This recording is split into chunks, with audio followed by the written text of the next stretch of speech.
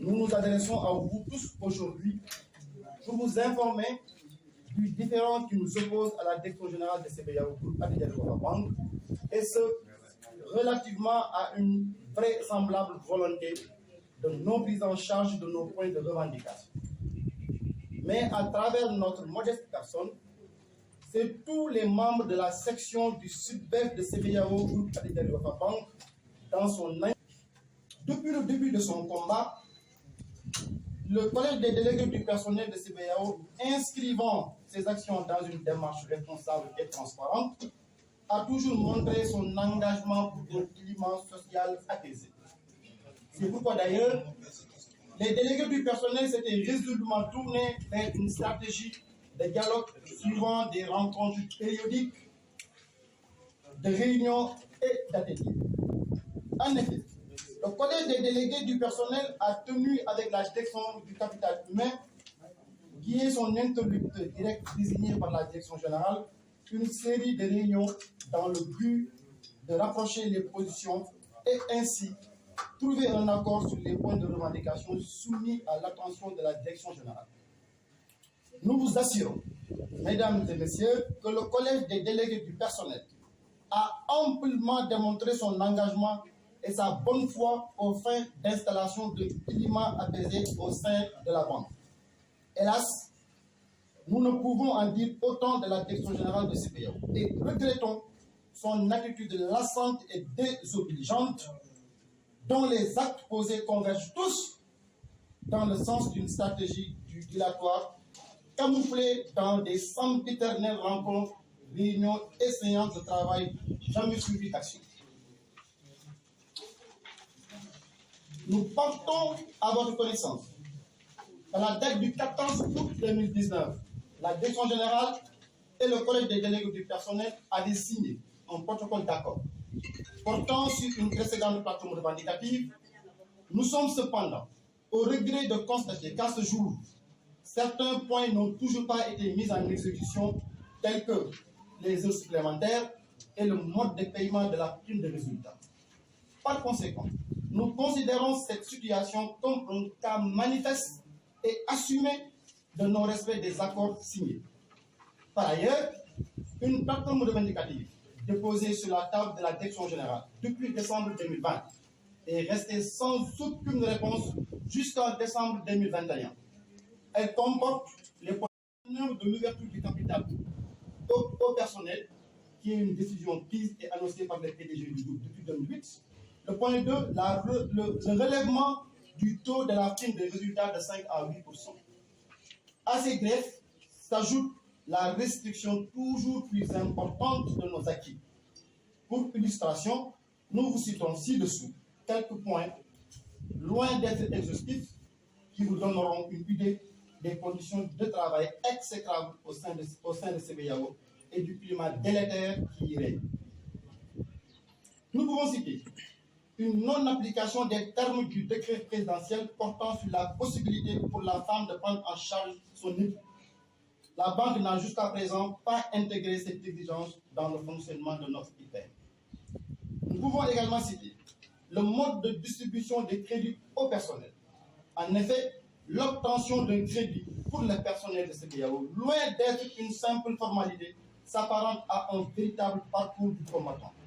Là où les clients bénéficient d'un délai express de 48 heures à 7 jours, les collaborateurs, eux, subissent une attente longue de plusieurs mois, le tout sans aucune forme d'explication.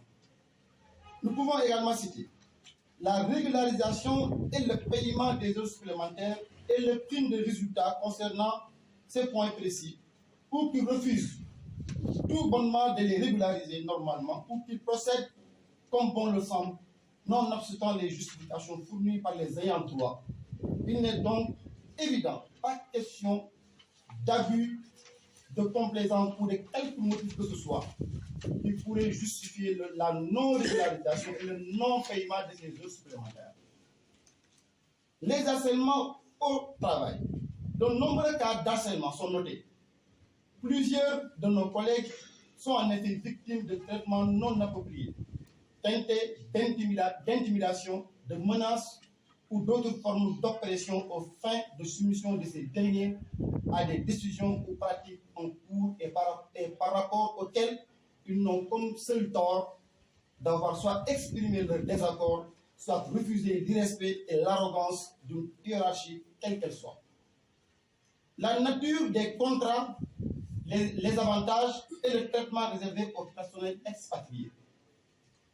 Des expatriés, notamment marocains, sont régulièrement déversés dans le personnel de CBAO, hypothéquant ce faisant la progression des travailleurs sur place dans leur carrière.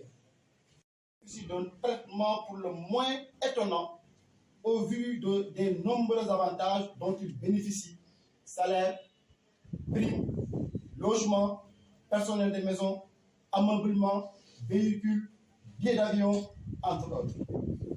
Pendant ce temps, le personnel local est largement sous-payé et mal considéré. Nous avons également constaté le débit des frais médicaux inexpliqués. Des frais médicaux sont débités à tort et à travers sur des comptes des salariés. D'une part, nul ne connaît le taux de prise en charge médicale du personnel, à l'exclusion sans doute de la direction générale. D'autre part, quand bien même ces débits seraient justifiés, une information préalable, soit à la prescription de l'ordonnance, soit avant débit, nous semble un minimum d'égard à manifester. Nous avons noté l'impossibilité de consultation des comptes via notre système d'information. Suite à la mise en marche de l'application CBAO Mobile en décembre 2020, la Direction générale a décidé de manière unilatérale de supprimer la possibilité pour le personnel, je dis bien pour le personnel, de consulter le propre compte via l'application Delta qui est devenue actuellement en plus tutelle. Ceci dans l'unique objectif d'obliger les agents à utiliser CBAO Mobile. Comme c'est souvent le cas, la Direction générale montre ici encore sa propension à imposer plutôt qu'à sensibiliser, communiquer ou convaincre. Nous avons aussi noté le traitement des pensionnaires du programme Guenel. À CBAO, la Direction générale a mis en place un programme appelé École des cadres.